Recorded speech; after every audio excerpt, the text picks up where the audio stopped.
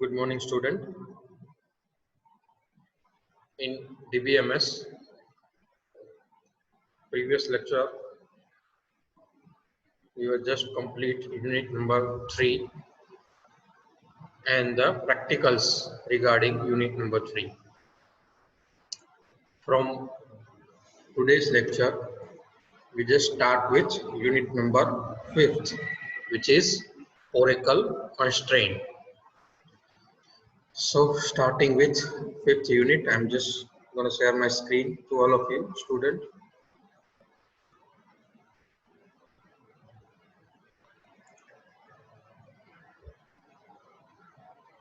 Okay, screen is visible to all of you, student. Okay.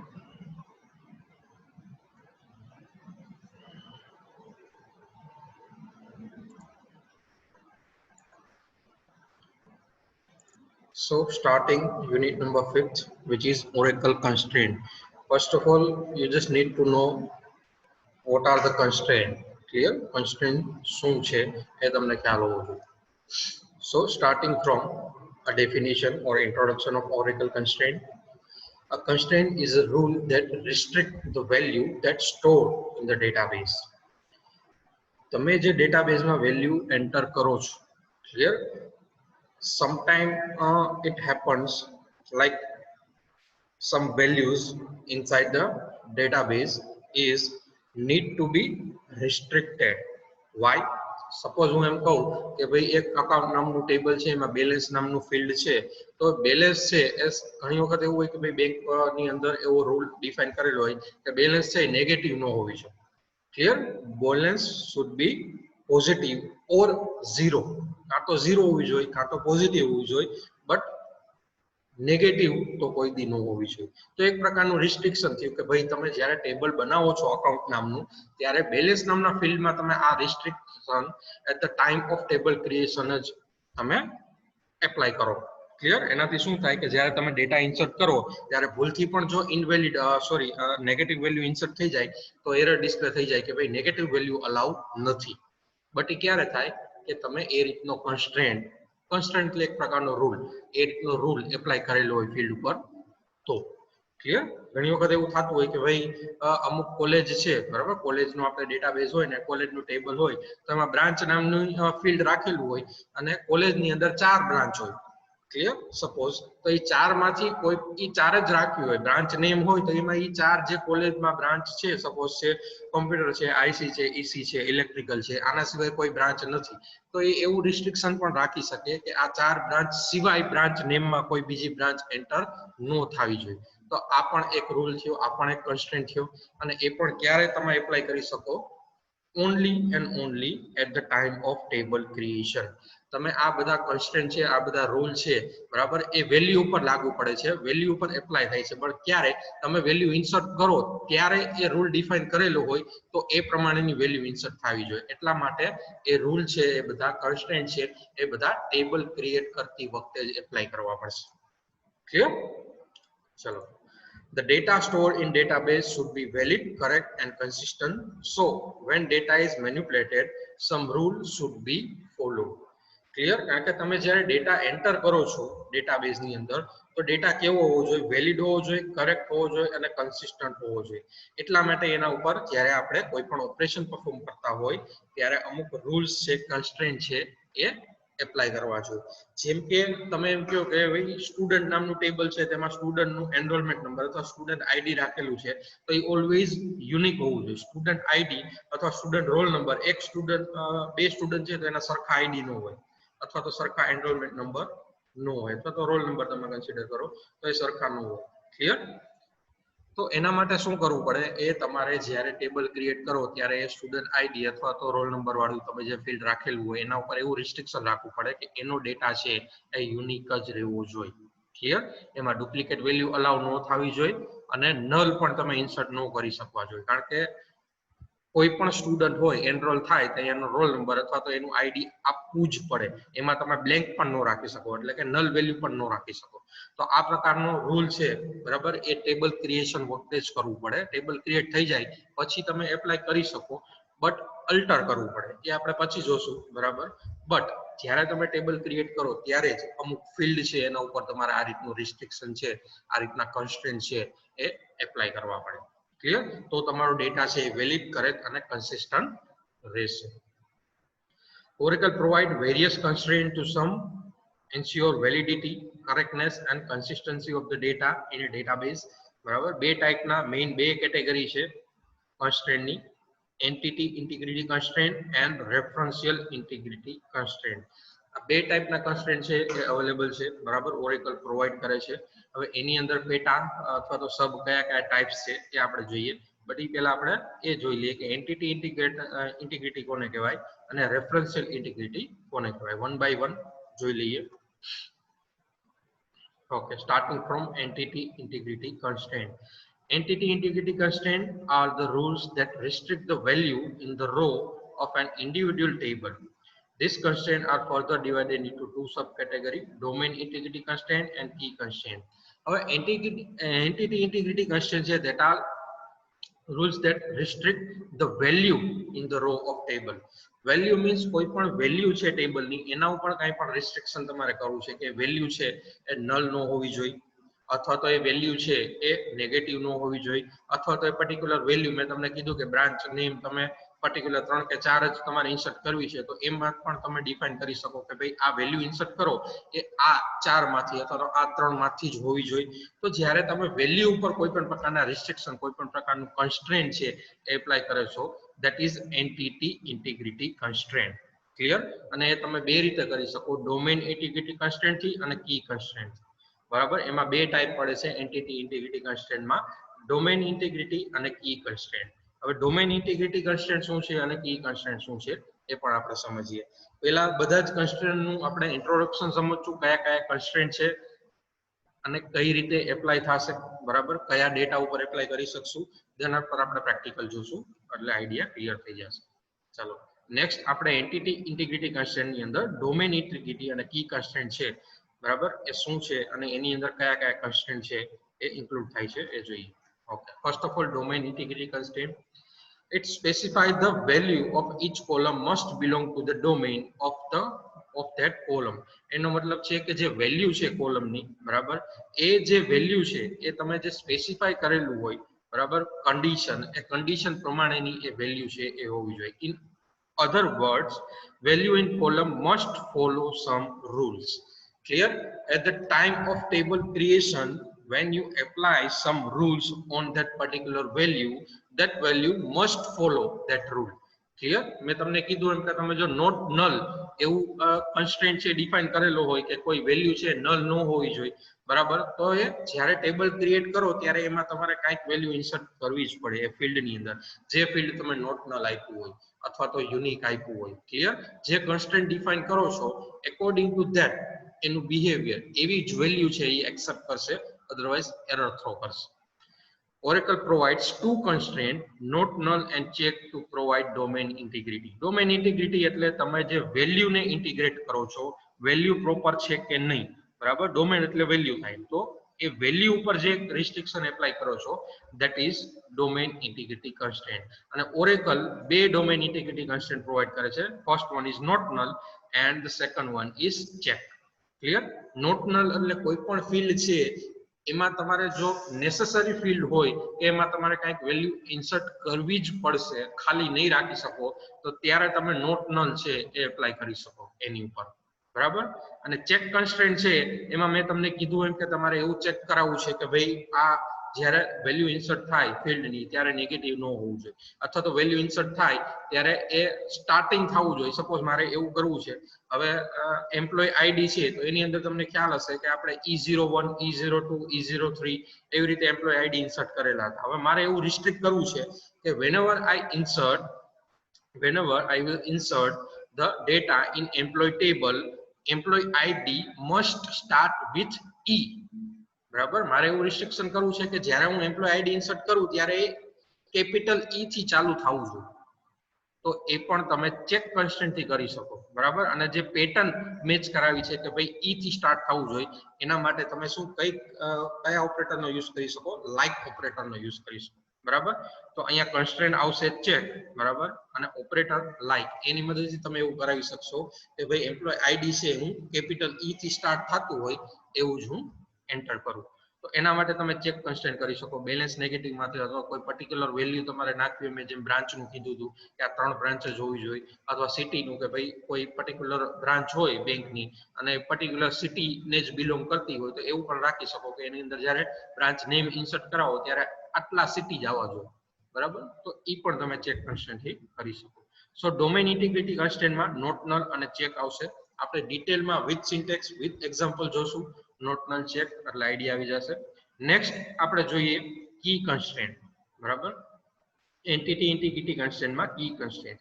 Key constraints are used to uniquely identify each record in the database. Oracle provide two constraints, unique and primary key, to ensure this kind of uniqueness between two different rows.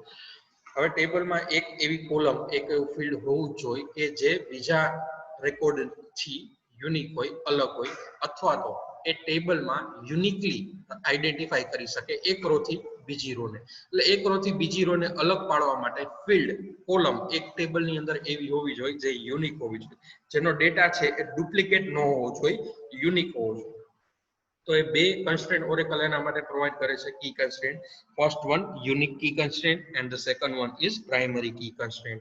આ બે કન્સ્ટ્રેન્ટની મદદથી તમે એ વસ્તુ કરી શકો કે જે કોલમને પ્રાઇમરી કી અથવા તો યુનિક કી એપ્લાય કરેલી હોય એમાં તમે યુનિક ડેટા જ ઇન્સર્ટ કરી શકો, એમાં તમે ડુપ્લિકેટ ડેટા છે એ ઇન્સર્ટ ન કરી શકો.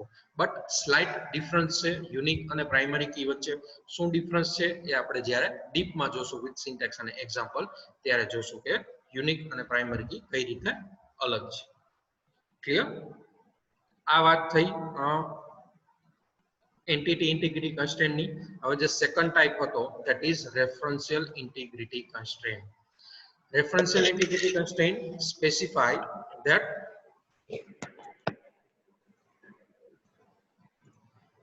row in one table that refers to another row of another table. રેફરન્શિયલ integrity constraint શું સ્પેસિફાય કરે છે કે એક ટેબલ છે, બરાબર, એનું કોઈ પણ કોલમ છે એ બીજા ટેબલને માં એઝ અ રેફરન્સ આપેલી હોય તો એને રેફરન્શિયલ ઇન્ટિગ્રિટી કહેવાય. ઇટ મીન્સ કે એક ટેબલની કોલમનો તમે બીજા ટેબલમાં કોલમમાં રેફરન્સ આપેલો હોય. ક્લિયર? રેફરન્શિયલ ઇન્ટિગ્રિટી કન્સ્ટ્રેન્ટ માટે તમારે એક ટેબલ છે એની અંદર એક કોલમને પ્રાઇમરી કી આપવાની અને સેકન્ડ ટેબલમાં સેમ ઈ જ કોલમ એઝ અ રેફરન્સ આપવાની. એટલે કે એ કોલમનો ડેટા છે એવો જ ડેટા છે એ બીજા ટેબલની અંદર હોવો જોઈએ, બરાબર. એને તમે રેફરન્શિયલ ઇન્ટિગ્રિટી કહી શકો. અને આવું કરવા માટે ઓરેકલ છે એ ફોરેન કી કન્સ્ટ્રેન્ટ છે એ અલાઉ કરે છે, ફોરેન કી કન્સ્ટ્રેન્ટ છે એ પ્રોવાઈડ કરે છે. Oracle provide foreign key constraint to ensure such kind of consistency. Clear? રેફરન્શિયલ integrity constraint means કે તમારે એક ટેબલમાં કોઈ પણ કોલમ છે એનો રેફરન્સ બીજામાં આપવો હોય. કઈ રીતે આપી શકાય એ પ્રેક્ટિકલ જોશો એટલે વધારે આઈડિયા આવશે. Clear? So these are the type of Oracle constraint. એક વખત ચાર્ટ જોઈ લઈએ કઈ રીતે ઓરેકલ કન્સ્ટ્રેન્ટ ડિફાઇન થયેલા છે. Classification of Oracle constraint.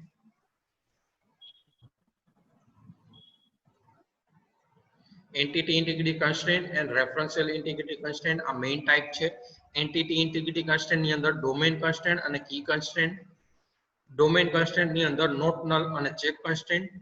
Key constraint ની અંદર પ્રાઇમરી કી અને unique key. Referential integrity constraint ની અંદર foreign key constraint. Clear? This is the classification of Oracle constraint. ઘણી વખત તમને એક્ઝામમાં 2 માર્કમાં પૂછાય કે list out Oracle constraint. Clear? તો તમે આ રીતે ચાર્ટ પણ આપી શકો અને લિસ્ટ પણ આપી શકો, બરાબર. પહેલા મેઇન બે type entity integrity and referential integrity, પછી એન્ટિટીમાં બે ટાઈપ અને એની અંદરના કન્સ્ટ્રેન્ટ અને રેફરન્શિયલ ઇન્ટિગ્રિટી એની અંદરના કન્સ્ટ્રેન્ટ. ક્લિયર? ચાલો આટલી વસ્તુમાં કોઈને કઈ doubt? Basic introduction of Oracle constraint. જ્યારે આપણે ડીપમાં જોશું વિથ સિન્ટેક્સ અને એક્ઝામ્પલ એક એક કન્સ્ટ્રેન્ટ, બરાબર. આ યુનિટમાં આપણે આટલા કન્સ્ટ્રેન્ટ જ જોવાના છે, આટલા ટોપિક જોશું. એક નોટનલ ચેકનું, એક પ્રાઇમરી કીનું, એક યુનિકનું અને એક ફોરેન કીનું. ક્લિયર? સો આ 5 ટોપિક છે એ જોવાના છે. ડીપમાં જોશું એટલે વધારે આઈડિયા આવશે વિથ એક્ઝામ્પલ. ચાલો આટલી વસ્તુમાં ઇન્ટ્રોડક્શનમાં કોઈને કઈ ડાઉટ? તો આપણે નોટનલ કન્સ્ટ્રેન્ટ ચાલુ કરીએ. Okay, almost student type yes and clear. હવે આ ઓરેકલ કન્સ્ટ્રેન્ટ છે એ ઓરેકલ કન્સ્ટ્રેન્ટ તમે બે રીતે ડિફાઇન કરી શકો. એક તો ટેબલ લેવલે કરી શકો અને કોલમ લેવલે કરી શકો. તમે જ્યારે ટેબલ ક્રિએટ કરો છો તો એ કઈ રીતે કરો છો? ક્રિએટ ટેબલ, ટેબલ નેમ, પછી ફિલ્ડનું નામ, બ્રેકેટ ચાલુ થાય, પછી ફિલ્ડનું નામ, ડેટા ટાઈપ અને સાઇઝ. ક્લિયર? તો એ તમે એક કોલમ ડિફાઇન કરો છો, પછી બીજી કોલમ ડિફાઇન કરો છો. હવે તમારે કોલમ લેવલે જો કરવું હોય કન્સ્ટ્રેન્ટ ડિફાઇન, તો એ કોલમની બાજુમાં જ તમે કન્સ્ટ્રેન્ટ ડેફિનેશન આપી દો, કન્સ્ટ્રેન્ટનું નામ આપી દો, તો એ કન્સ્ટ્રેન્ટ પર્ટિક્યુલર એ કોલમ ઉપર ડિફાઇન થઈ જશે. બટ જો ટેબલ બધી જ કોલમ તમે ડિફાઇન કરો છો અને એટ લાસ્ટ તમારે કન્સ્ટ્રેન્ટ ડિફાઇન કરવો છે, બરાબર, તો પણ તમે કરી શકો. એટલે બે રીતે તમે કન્સ્ટ્રેન્ટ છે એ ડિફાઇન કરી શકો, બરાબર. એક તો કોલમ લેવલે અને એક તો ટેબલ લેવલે. પહેલા આપણે એની સિન્ટેક્સ જોઈ લઈએ, પછી આપણે નોટને ચાલુ કરીએ. Okay, constraint can be defined at column level or table level. Column level છે એની સિન્ટેક્સ કઈ રીતે થશે? ક્રિએટ ટેબલ, ટેબલ નેમ આવશે, બરાબર, પછી column name, data type, size, અને પછી અહીંયા તમે કોન્સ્ટન્ટ ડેફિનેશન આપી દો છો કોલમની બાજુમાં જ, બરાબર. એનું ડેટા ટાઈપ, સાઇઝ ડિફાઇન કરી અને અહીંયા તમે નોટ નલ આપી દો, કા યુનિક આપી દો, કા ચેક આપી દો, પ્રાઇમરી કી આપી દો, એટલે કે કોલમની બાજુમાં જ આપી દો. પછી કોમા કરી બીજી કોલમ, ડેટા ટાઈપ, સાઇઝ, પછી કોમા કરી third column, data type, size, પછી બ્રેકેટ ઓવર અને સેમીકોલન. લાઇકવાઇઝ તમે કોલમની બાજુમાં જ પહેલા જ કન્સ્ટ્રેન્ટ આપી દો, તો એને કેવું કહેવાય? Column level. હવે તમારે એવું નથી કરવું બધી કોલમ ડિફાઇન થાય પછી લાસ્ટમાં ડિફાઇન કરવું છે, તો પણ તમે કરી શકો. એને ટેબલ લેવલ કહેવાય. ક્રિએટ ટેબલ, ટેબલ નેમ, એમાં column name 1, data type, size, પછી column name 2 up to column name n, data type અને સાઇઝ. પછી અહીંયા જનરલી કેવું થતું હોય કે લાસ્ટ કોલમ આવે એનું ડેટા ટાઈપ, સાઇઝ લખો, પછી બ્રેકેટ ઓવર અને સેમીકોલન થઈ જતું હોય. પણ તમારે કન્સ્ટ્રેન્ટ ડિફાઇન કરવા હોય તો એ લાસ્ટ કોલમ પછી કોમા આવશે, પછી constraint definition 1, comma constraint definition 2 up two constraint definition n. એટલે કે એટ લાસ્ટ ટેબલ પૂરું થાય પછી તમારે કન્સ્ટ્રેન્ટ ડિફાઇન કરવા છે, જે કોલમ ઉપર કરવા છે એ કરી અને પછી બ્રેકેટ ઓવર થશે અને સેમીકોલન આવશે. ક્લિયર? તો આ બે રીતે તમે કન્સ્ટ્રેન્ટ છે એ ડિફાઇન કરી શકો, એક તો કોલમ લેવલે અને એક તો ટેબલ લેવલે. ક્લિયર? પ્રેક્ટિકલ જ્યારે જોશો ત્યારે વધારે આઈડિયા આવશે, બરાબર. તો આપણે સ્ટાર્ટ કરીએ ચેક કન્સ્ટ્રેન્ટ થી. Sorry, not null constraint. There may be record in a table does not contain any value for some field. In Oracle, null values are stored in such field. ઘણી વખત ટેબલમાં એવું થતું હોય, બરાબર, કે કંઈક વેલ્યુ છે એ તમે ઇન્સર્ટ નો કરતા હોય, બરાબર. તો એ ટેબલમાં એ વેલ્યુ કેવી કહેવાય? નલ કહેવાય, કે ભાઈ આમાં કાંઈ વેલ્યુ ઇન્સર્ટ કરી નથી. વેલ્યુ આપણે at the time of insertion of table data એમાં કાંઈ વેલ્યુ એન્ટર નથી કરતા, એટલે ઈ ફિલ્ડ, ઈ વેલ્યુ છે એ ફિલ્ડની કેવી રહેશે? એમ્પ્ટી રહેશે, બ્લેન્ક રહેશે, અથવા તો નલ રહેશે. In other word, a null value represent an empty field. બરાબર, એ તો બધાને ખ્યાલ જ છે કઈ રીતે નલ વેલ્યુ ઇન્સર્ટ થાય. ત્રણ રીતે, એ પણ આપણે ઇન્સર્ટ કરતી વખતે જોયું હતું, બરાબર. કાં તો તમે ડાયરેક્ટ નલ લખી નાખો, અથવા તો તમે સિંગલ કોટ છે એ બ્લેન્ક રાખી દો, બરાબર. અને થર્ડ વન કે તમે ઇન્સર્ટ કરતી વખતે કોલમનું નામ જે સ્પેસિફાય કરો છો એમાં એ કોલમ લેવાની જ નહીં, બરાબર. એટલે એની વેલ્યુ સામે લેવાની નહીં, એટલે તમે નલ વેલ્યુ ઇન્સર્ટ કરી શકો. But sometimes it is required that a field cannot be left empty. ઘણી વખત એવું થાય કે ભાઈ પર્ટિક્યુલર ફિલ્ડ મેં તમને કીધું કે ભાઈ એમ્પ્લોય આઈડી છે તો એ આઈડી હોવું જ જોઈએ કાંઈક, એમાં તમે બ્લેન્ક નાખો તો નો હાલે, બરાબર. એમ સ્ટુડન્ટ આઈડી છે, એમ્પ્લોય આઈડી છે, પ્રોડક્ટ આઈડી છે, તો એ તમારે ઇન્સર્ટ કરવું જ પડે એ વેલ્યુ. ક્લિયર? તો એવી વેલ્યુ તમે નલ ન મૂકી શકો. In other words, column must have some value other than null. Null સિવાય કાંઈક વેલ્યુ તો હોવી જ જોઈએ. To ensure this, Oracle provide not null constraint. તો આવા ફિલ્ડમાં તમે શું કરી શકો? નોટ નલ કન્સ્ટ્રેન્ટ છે એ ડિફાઇન કરી શકો. આ column define as a not null cannot have a null value. Not null, જે કોલમમાં not null constraint ડિફાઇન કરેલો હોય એમાં તમે નલ વેલ્યુ ઇન્સર્ટ ન કરી શકો. અત્યારે આપણે જે કર્યું છે, બરાબર, અકાઉન્ટ ટેબલ ક્રિએટ સપોઝ કરેલું છે, તો એમાં કોઈ પણ પ્રકારનું રિસ્ટ્રિક્શન નથી કોઈ પણ કોલમ ઉપર, એટલે ગમે એ કોલમમાં આપણે નલ વેલ્યુ ઇન્સર્ટ કરી શકશું. ક્લિયર? બટ જો કોઈ પણ એક કોલમને નોટ નલ ડિફાઇન કરી દઈ તો પછી એમાં શું થશે? એમાં આપણે નલ વેલ્યુ એટલે કે બ્લેન્ક એમ્પ્ટી વેલ્યુ ઇન્સર્ટ નહીં કરી શકીએ, કાંઈક વેલ્યુ તો એમાં ઇન્સર્ટ કરવી જ પડશે. In other word, such column can not be left empty for any record. કોઈ રેકોર્ડ માટે વેલ્યુને એમ્પ્ટી નહીં રાખી શકે. ક્લિયર? સિન્ટેક્સ જોઈ પછી એક્ઝામ્પલ જોઈ એટલે ખ્યાલ આવશે. ઓકે, આ રીતની સિન્ટેક્સ હશે. Column name, data type, size અને પછી not null at the time of table creation. Clear? જ્યારે તમે કોલમ નેમ ડિફાઇન કરો, ડેટા ટાઈપ અને સાઇઝ લખો, એના પછી જે કોલમ તમારે નોટ નલ ડિફાઇન કરવી છે એની બાજુમાં આ રીતે નોટ, પછી સ્પેસ, પછી નલ એવું લખી નાખવાનું. ક્લિયર? એટલે એ કોલમ છે એની ઉપર રિસ્ટ્રિક્શન આવી જશે કે એમાં તમે એ પર્ટિક્યુલર કોલમમાં નલ વેલ્યુ ઇન્સર્ટ નહીં કરી શકો. આવી રીતે ઈચ એન્ડ એવરી કોલમમાં કરી શકો, સિંગલ કોલમમાં પણ નોટ નલ ડિફાઇન કરી શકો. જેટલી કોલમ તમારે નોટ નલ ન રાખવી હોય, બધી ફરજિયાત રાખવી હોય, બ્લેન્ક નો રાખવા દેવી હોય at the time of insertion of table data, તો બધામાં તમે એપ્લાય કરી શકો. એક્ઝામ્પલ એક જોઈએ. Create an account table with field account number, balance and B name એટલે કે branch name and define balance column as a mandatory or as a not null. હવે તમને ખબર છે કે બેલેન્સ, મેં તમને કીધું કે બેલેન્સ છે એમાં કાં તો 0 હોવું જોઈએ અને કાં તો શું હોવું જોઈએ, પોઝિટિવ વેલ્યુ હોવું જોઈએ, કોઈ દિવસ બ્લેન્ક ન હોવું જોઈએ. બરાબર? તો એમાં તમે રિસ્ટ્રિક્શન આપી શકો કે ભાઈ આ કોલમ છે બેલેન્સ વાળી, એમાં તમારે કંઈક વેલ્યુ ઇન્સર્ટ કરવી પડશે, એ બ્લેન્ક નહીં રાખવાની. તો એ બેલેન્સ વાળી કોલમ છે એમાં આપણે શું ડિફાઇન કરશું? Not null.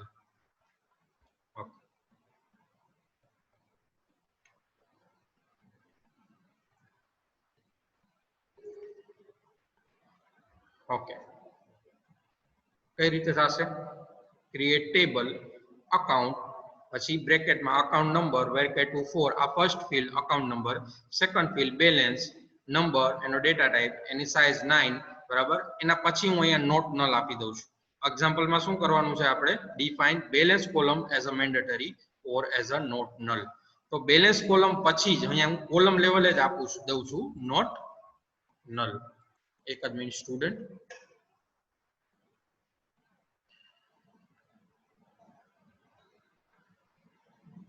ઓકે, પછી બી નેમ વેરકેટ ટુ 10, થર્ડ કોલમ થઈ ગઈ, અને પછી હું બ્રેકેટ ઓવર કરું છું અને સેમિકોલોન કરું છું. ક્લિયર? સેમ આપણે ટેબલ ક્રિએટ કર્યું હતું એવું જ છે, બટ અહીંયા જ્યારે હું ડિફાઇન કરીશ કોલમ બેલેન્સ વાળી, તો અહીંયા હું નોટ નલ કોન્સ્ટન્ટ ડિફાઇન કરું છું. એનો મતલબ એમ થશે કે આ બેલેન્સ વાળી કોલમ છે એ નોટ નલ છે, એની અંદર at the time of table creation આપણે કંઈક વેલ્યુ ઇન્સર્ટ કરવી પડશે. ક્લિયર? વિથ એક્ઝામ્પલ જોઈએ એટલે આઈડિયા આવશે. ઓકે, ઓરેકલ 10G મેં ઓપન કરેલું જ છે.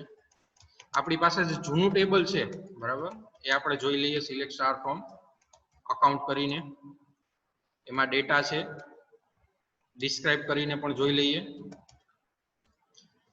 અહીંયા આપણે કોઈ પણ, જો મેં તમને કીધું હતું જ્યારે ડિસ્ક્રાઇબ કરી તો અહીંયા અકાઉન્ટ નંબર, બેલેન્સ, બી નેમ અને એનો ડેટા ટાઈપ, સાઇઝ બતાવે છે, અને નલ કોલમમાં ક્વેશ્ચન માર્ક બતાવે છે.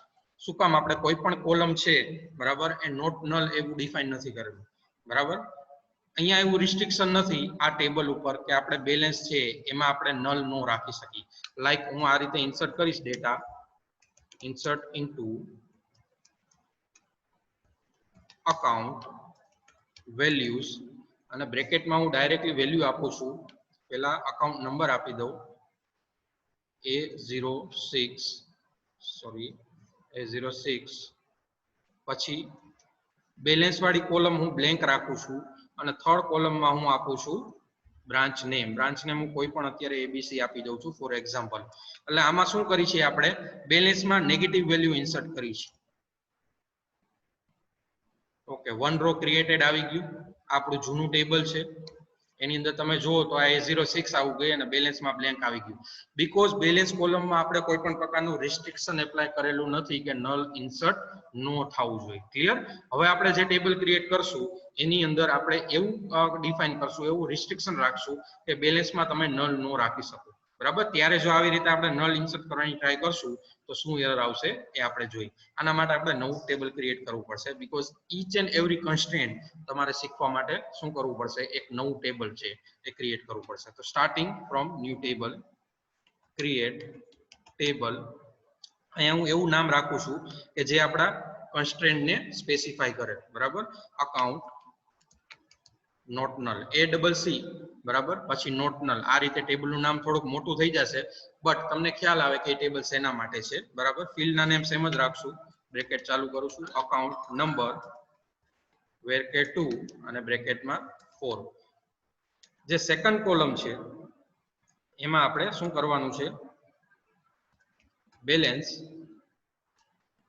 નંબર કોઈપણ અત્યારે હું આપી દઉં છું 8. અહીંયા આપણે નોટ નલ ડિફાઇન કરવાનું છે, તો હું નોટ અને નલ, તમે નોટ નલ છે કેપિટલમાં આપો સ્મોલમાં આપો કાંઈ ફેર નહીં પડે, બરાબર. પછી હું કોમા કરીશ અને થર્ડ કોલમ લઉં છું બી નેમ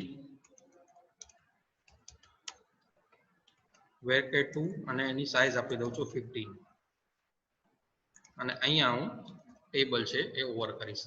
ક્રિએટ ટેબલ, ટેબલનું નામ મેં અકાઉન્ટ નોટ નલ એવું રાખેલું છે, બરાબર, કારણ કે આપણે નોટ નલ જે કન્સ્ટ્રેન્ટ છે એ જોવાનો છે. એમાં શું કરેલું છે, 3 ફિલ્ડ લીધા છે, અકાઉન્ટ નંબર, બેલેન્સ, બી નેમ, બરાબર. ખાલી ચેન્જ એટલો છે કે બેલેન્સ જ્યારે હું ડિફાઇન કરું છું કોલમ નેમ, બરાબર, એનો ડેટા ટાઈપ સાઇઝ આપી પછી એને નોટ નલ ડિફાઇન કરું છું. It means at the time of table creation you can not insert null value in balance column. Enter આપું છું.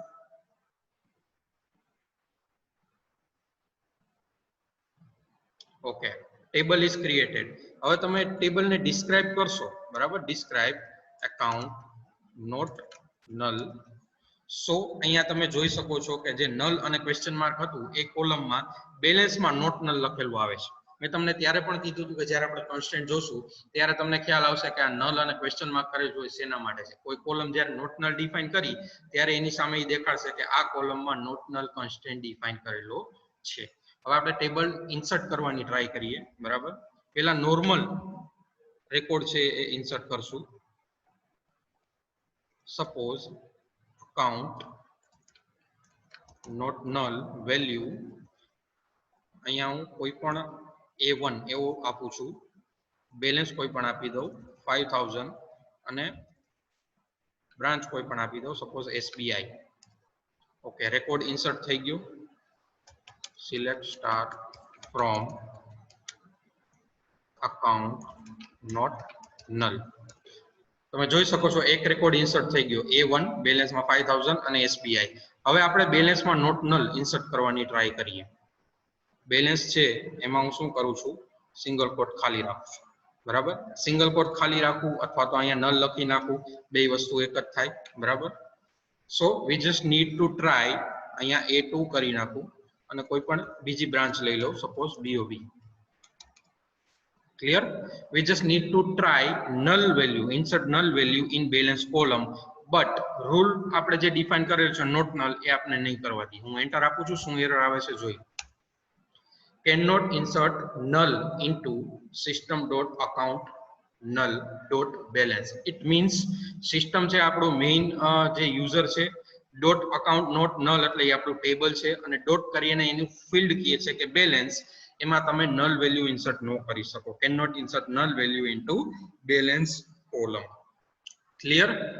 તો પહેલા આપણે કઈ એવો રૂલ ડિફાઇન નહોતો કર્યો, કોઈ પણ કોલમમાં આપણે નલ વેલ્યુ, ડુપ્લિકેટ વેલ્યુ બધું ઇન્સર્ટ કરી શકતા હતા. હવે કોન્સ્ટન્ટ વાઇઝ આપણે જોતા જશું કે કયો કોન્સ્ટન્ટ એપ્લાય કરી તો કઈ રીતનો ડેટા આપણે ઇન્સર્ટ કરી શકીએ. Clear? So here account not null table we can not insert null value because at the time of table creation તમે જોઈ શકો છો કે બેલેન્સ ફિલ્ડ છે એમાં આપણે નોટ નલ કોન્સ્ટન્ટ ડિફાઇન કરેલો છે. Clear student? એની doubt regarding not null constant? તમે ગમે એટલા ફિલ્ડ હોય બધાય ફિલ્ડને નોટ નલ કોન્સ્ટન્ટ એક સાથે આપી શકો, બરાબર. એવું જરૂરી નહીં કે એક જ ફિલ્ડમાં આપવું. ક્લિયર? શું ચેન્જ થશે, અહીંયા બેલેન્સ નંબર 8 એવું કરીને નોટ નલ આપેલું છે તો તમે અહીંયા બી નેમ varchar2 15 અહીંયા પણ નોટ નલ આપી શકો. Clear student? ચલો, any doubt regarding not null constant? And not null constant only define at column level, એ ટેબલ લેવલે તમે ડિફાઇન નહીં કરી શકો. ક્લિયર? બાકી બધા કોન્સ્ટન્ટ છે, ચેક કોન્સ્ટન્ટ છે, પ્રાઇમરી કી કોન્સ્ટન્ટ છે, પછી રેફરન્શિયલ ઇન્ટિગ્રિટી કોન્સ્ટન્ટ છે, એ તમે ટેબલ લેવલ, કોલમ લેવલ બે લેવલે આપી શકો. બટ નોટ નલ કોન્સ્ટન્ટ આપણે ખાલી કોલમ લેવલે અત્યારે જે એક્ઝામ્પલ જોયું એમાં જ આપી શકશું. ક્લિયર? ટેબલ લેવલે એ એપ્લાય નથી થતું. ચાલો, any doubt regarding not null constant student? Not null કોન્સ્ટન્ટમાં કોઈ પણ પ્રકારનો ડાઉટ હોય તો પૂછી શકો છો, otherwise type clear.